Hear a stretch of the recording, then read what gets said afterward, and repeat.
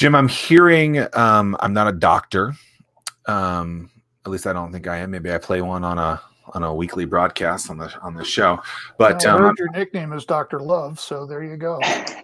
Jim, you're not supposed to talk about that. Come on, man. Dr. Love in the house. I'm hearing November coming back around when it's not as hot anymore, when 2.0 can happen, when Corona 2.0 might happen. I don't want to predict that that's going to happen, but for a business that might be sitting here thinking, well, we seem to finally be coming out, and now it seems like they're already talking about July, August, September, October, in 4-ish months it happening again.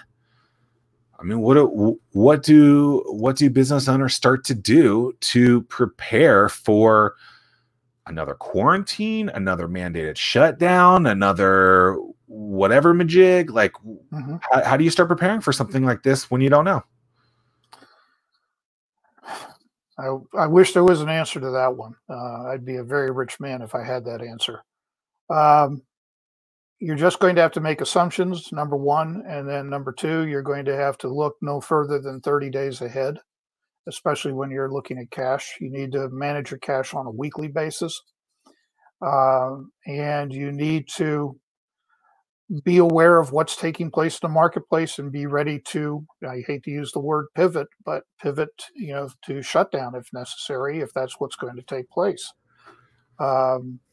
So should a business that could get access to capital that doesn't necessarily need it now, has gone through all the numbers and seen that, knowing that rainy day might happen, should they try to start stockpiling cash and from traditional places so that things that they could try to be normal in that? Like, I mean, well, for instance, right now with the SBA, if you get a 7A loan between now and I think 27 September, that's their primary loan vehicle. It's called the 7A loan. If you get a loan from the SBA or guaranteed by the SBA will pay your first 6 months payments. And so that gives you the flexibility of taking the money that you were going to set aside to pay your loan off, or at least start to make payments on the loan. And you can husband that money and put it away so that you have a cash reserve to carry you. Is there an asterisk on that? No. That's cool. How does so there's two types of SBA loans, the 7A and the 504. Yes. Is there quick one line about each? Like, what's the difference?